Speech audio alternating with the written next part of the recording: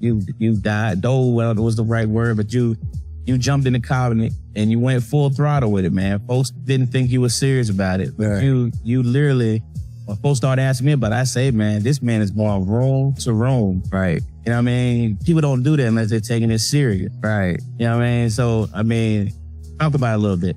I enjoyed the shit, bro. I've always been a fan that I always had a whole bunch of admiration and respect. I always surrounded myself with comedians. Hey everyone, welcome back. Today we're going to talk about a man who's been through every level of the entertainment world, from the streets of Atlanta to music charts all over the world, and who decided to step into a completely different lane when nobody saw it coming. We're talking about Clifford T.I. Harris, one of the most respected rappers of his generation, who shocked fans when he decided to take a serious turn toward comedy. At first, people laughed for all the wrong reasons. But what they didn't realize is that T.I. wasn't joking around about being a comedian. He was dead serious. And now, after facing criticism, doubt, and even hate from people in his own circle, he's finally telling the full story about why he made that move, how it started, and how the hate actually fueled him. Stick around until the end of this video because this story will definitely change the way you look at T.I. and maybe even make you respect him in a new light. It all started in the most unexpected way. T.I. was already one of the biggest names in rap. We're talking about the man behind classic albums like Trap Music, King, Paper Trail, and Urban Legend. He worked with everyone, from Jay-Z to Rihanna to Lil Wayne. He had money, fame, and a legendary catalog.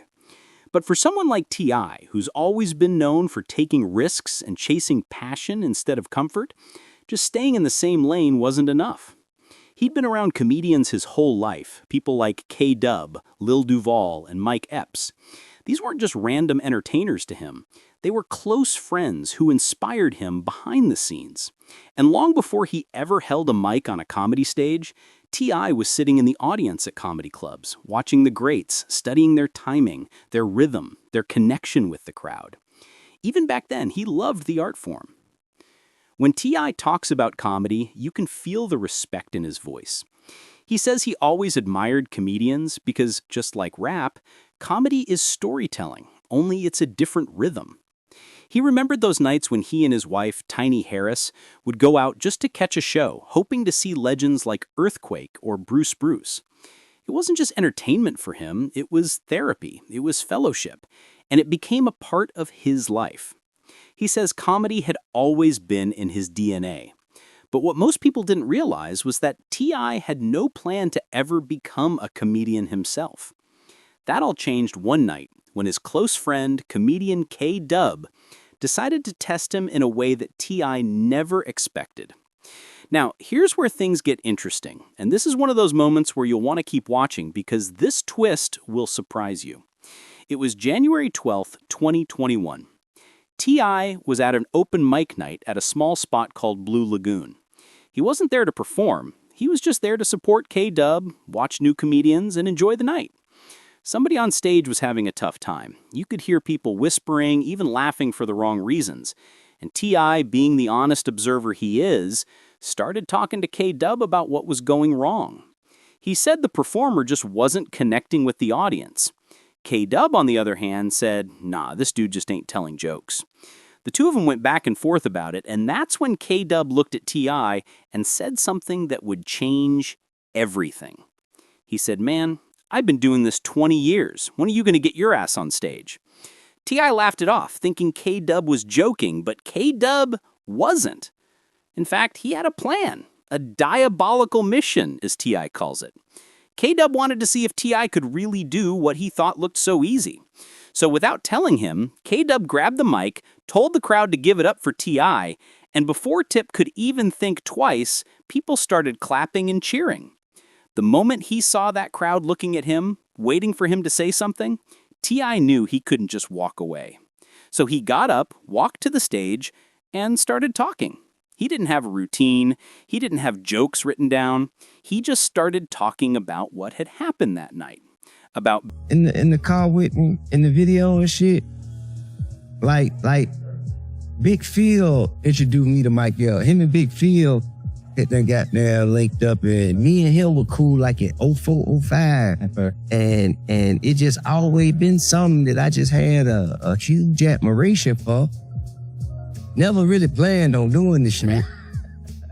K-Dub being late because of his wife Tiny, about real-life moments people could relate to. And within seconds, people were laughing. That first laugh changed everything.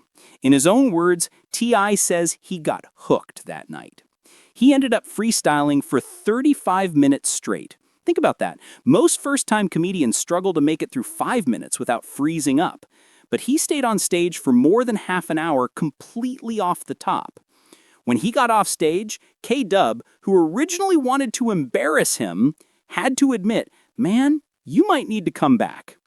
That was the start of a whole new chapter for T.I.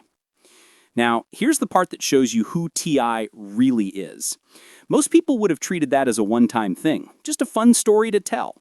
But T.I. didn't stop there. The very next day, he was back at another open mic. And the next day after that, for 6 straight weeks, he was hitting every stage he could find, working on his timing, his delivery, and learning how to read a room. He says he was addicted to the process, not the fame, not the attention, just the grind of perfecting something new. But when he started performing regularly, not everyone was supportive. Some people thought he was trying to take attention away from real comedians. Others thought it was just another celebrity hobby, something temporary. And some people, according to T.I., flat out wanted him to fail. He said it himself. His friend K-Dub didn't throw him on stage out of kindness. He did it to embarrass him. And once T.I. started getting attention for doing well, the hate only grew.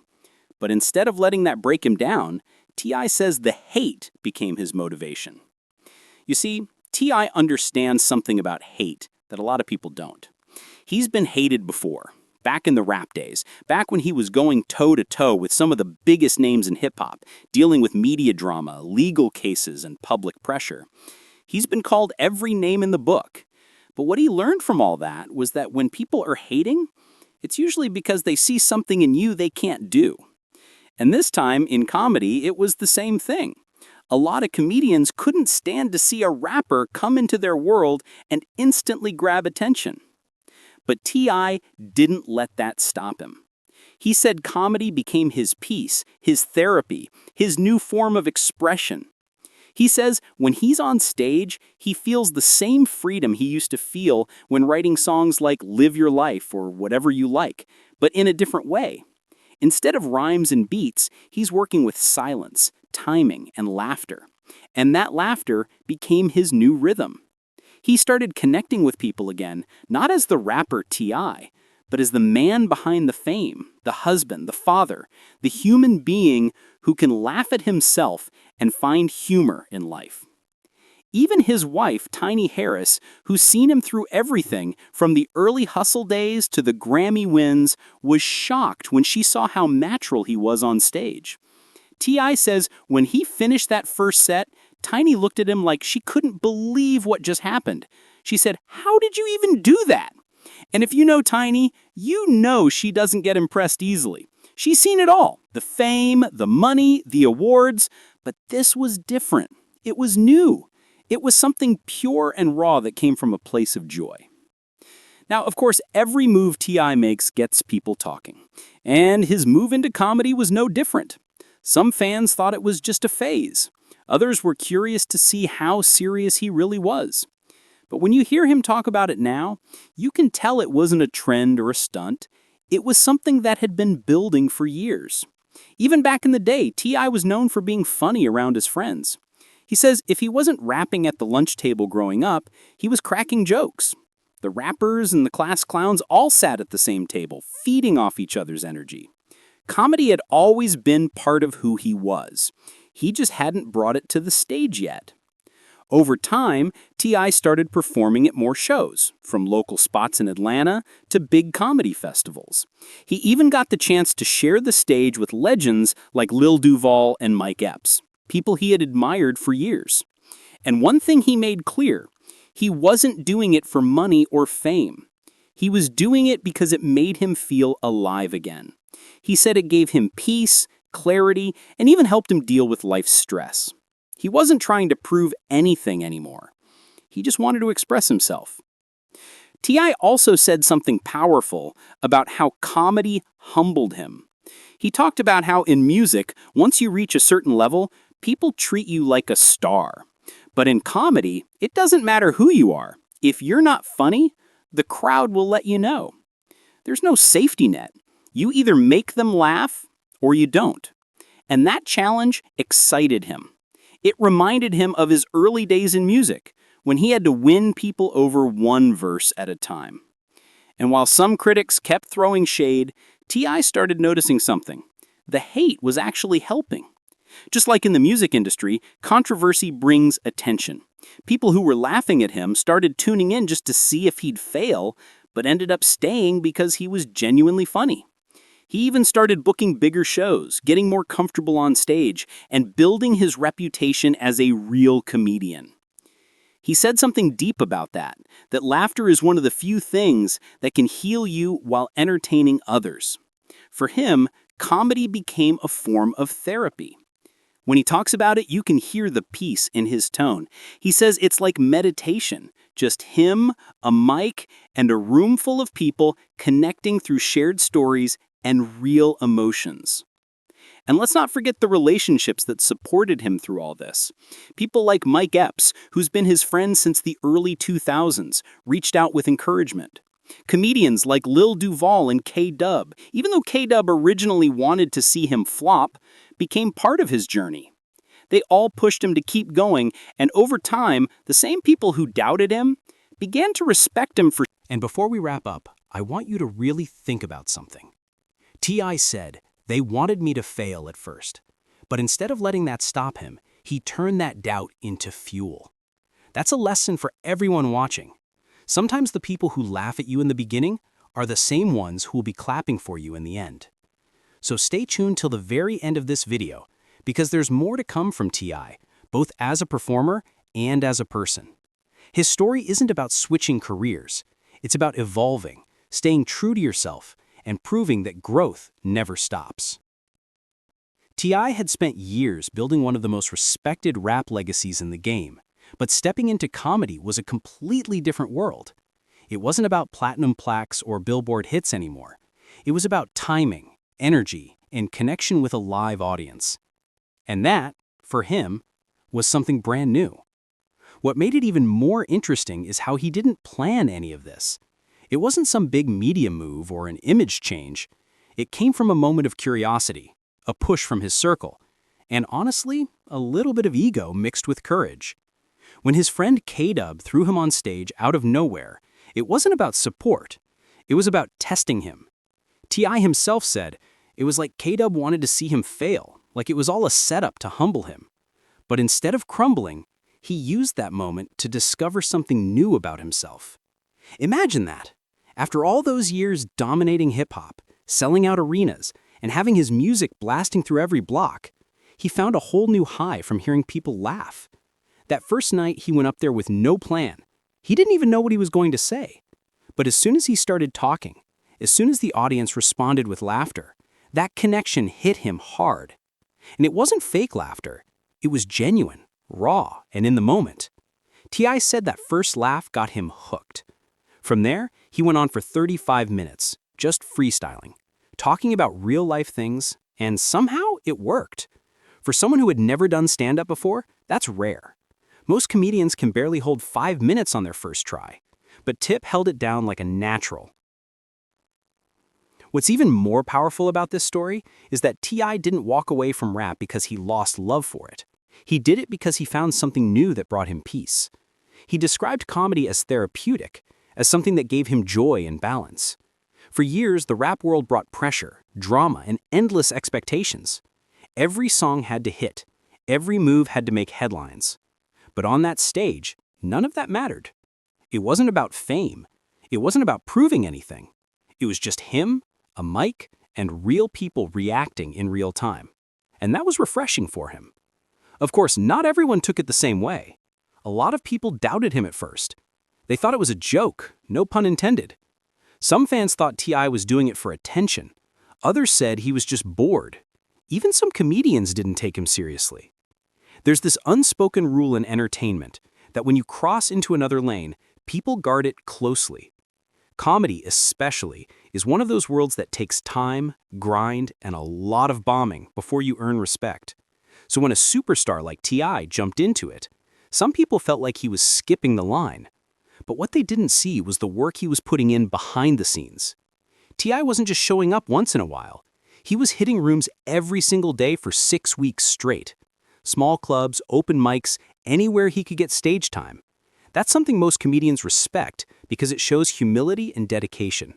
He wasn't trying to be this celebrity comic. He wanted to earn his spot the right way. That's something you can't fake. And when you think about who T.I. surrounded himself with, people like K-Dub, Mike Epps, Lil Chappelle, and other real comedians, it's clear he wasn't just doing this for headlines. These were people who lived and breathed comedy, and he had been hanging around them long before he ever hit a stage.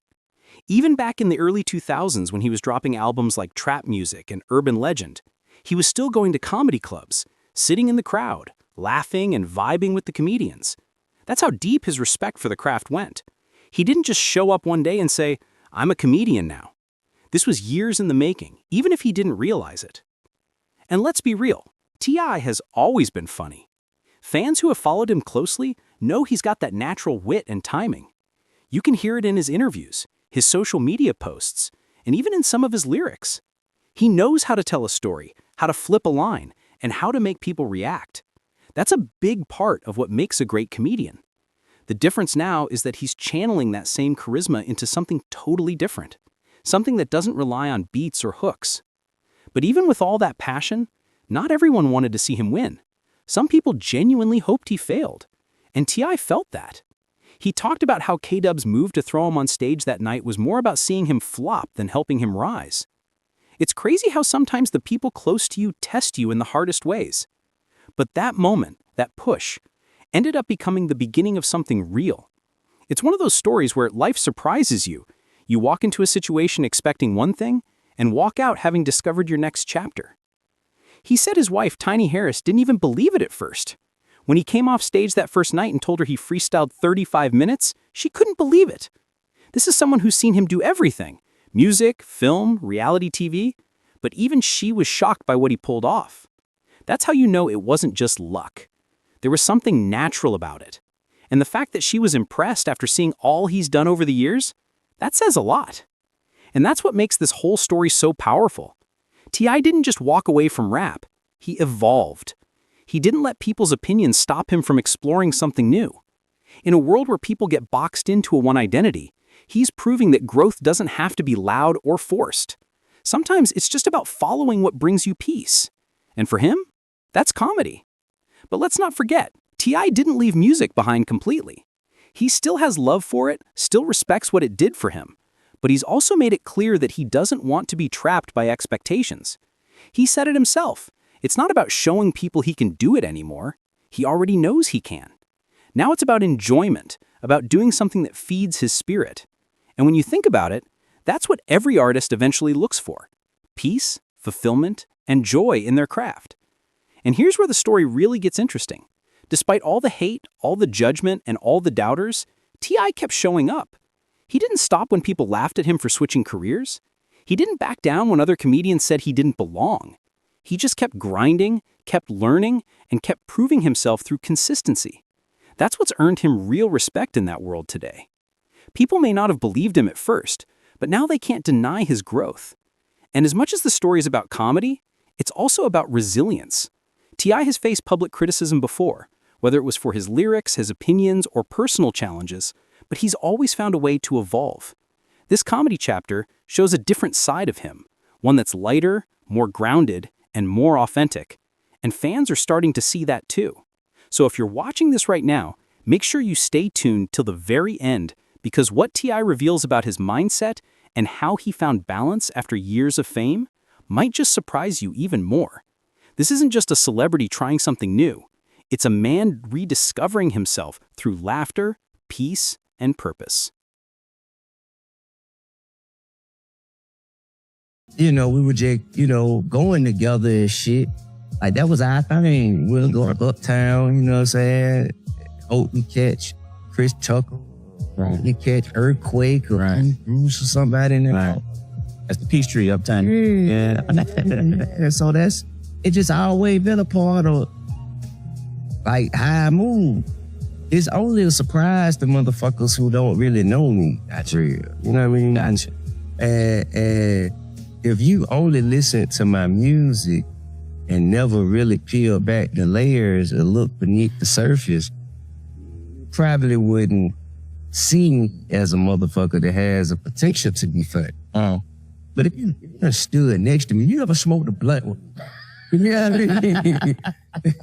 If you ever had of an opportunity to smoke one with me, you know, bro, like, they kind of like, it's a part of, I came up at the cafeteria table, man. If I wasn't rapping, I would join. Them the motherfuckers who was at the table together. Right. The rappers and the jokes, them the motherfuckers who was at the cafeteria table together. Yeah. And so that's, you know, that's been me.